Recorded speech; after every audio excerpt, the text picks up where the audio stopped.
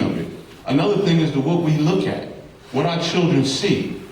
And one of the things that disappoints me is in the police leadership. They can't identify with black males, Hispanic males in terms of leadership.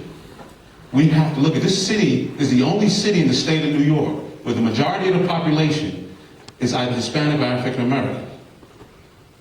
And we are not taking that into account. There are many factors that play into why our children act out. I've identified with a lot of young people. There's some young people in this room that I dealt with as young people back then. And they know, I'm gonna keep it real. I make no excuses, and I'm not here to try and make anybody feel good or massage anybody's egos. And I don't need anything, I don't need anybody to try and offer me anything. I am here to tell the truth. Okay? Education, and education our kids about the law in the state of New York is more important than worrying about the next basketball game or the video game. But we don't take the time for that. We're quick to accuse either the parent or the child, they don't know how to act, on all of these. We make excuses for that. But one of the things that we have neglected is to teach them how to act, what to do. You talk about programs, how do I start a program? A lot of adults don't know that. So we need to begin the process of teaching, not only for the young people, but for the adults. How do I engage with a young person?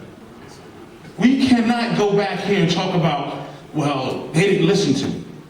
Did you teach this adult how to work with young people? Because you got to go down to their level. You got to go down. You can't expect them to come up. You got to go down there and get down with them and then bring them up. That is the only way it's going to happen. I get so frustrated when I hear the political mumbo jumbo in leadership. You want to talk about the disconnect? We have people in this community that can serve in every position in this city. And we fail to sit down and have that conversation, that dialogue. And I'm going to keep it real. Because I've gone nowhere. Everybody has my number. Everybody knows where I live. So I haven't heard from anybody that say, hey, Mitch, you want to do this? Yo, do you have any idea on this? I don't want nothing. I'm good. But I do want to see my city look better. My county look better. My state look better. Part of the problem is that we have leadership. You have law enforcement, which has issues with black males. Let's make no qualms about it. But we don't ask the black law enforcement organizations that are both black and know the law how to approach the situation. So I sit back here and I wonder really how seriously do you really want to solve these problems? Because it's apparently ignored all the time. And I brought this is not the first time I brought this up. I talked about law enforcement, I talk about vocational programs, because not every kid is going to go to college. This goes across all borders. This is in every community. These are things that we can do, but we fail to do for whatever political expediency there is.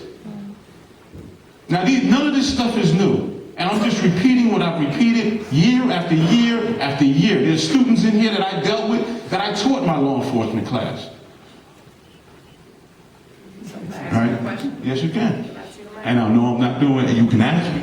I'm going to ask you a question. So, Mitch, with all this passion, Sergeant Mitchell, with all this passion, with all this expertise, over 20, 25 years of expertise and commitment in the community, and you just said you don't want anything, but you want to see programs in place. Will you work with the guardians, with other brothers who are retired, active, men in the community who are willing to volunteer and step up and maybe oversee a mentoring or or a community education program? Are you saying tonight that you're ready to commit to doing that? I'm willing to work with everybody, and I've done that thus far. There's not one time that I haven't sat back and said that I will not work with people. The problem is we begin the process, but we never finish the process. Let me finish. We find things to talk about. I'm about action. I will sit there and talk to you all day, but I have not seen the action necessary for me to engage. We talk. I've been to city council. I've met with Commissioner Kelly. I've done a number of things. I'm about action. And I'm not going to sit here and give you dialogue. That's not one of my fortes. You may believe different, but trust me. My forte is about doing something. And I've done things in my own way. I have my own nonprofit. You know, I go out and I work with kids. So Mitch is going to get about 5 guys. He's going to get, because we only have about 10 minutes and I need Commissioner. Hold on, let me. My deepest condolences to the Nolan family and to the Stewart family. You know, I'm very sorry. Thank you. So before Mitch leaves, can we get 5 men and 5 women to get together with him, maybe to come together and move it to action so that we're not talking about it, but we move it to the next level of action. Please stay and we'll get you a piece of paper, Mitch, so that you can write down some names and take it to the next level.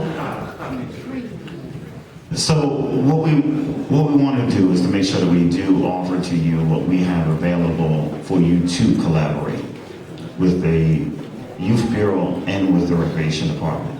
And we're always looking for opportunities to collaborate with other nonprofits, other community organizations to be able to provide those types of services, whether they are services that intertwine mentoring and athletic activities. And so we're encouraging you to come to our offices or even shoot us an email to let us know what idea you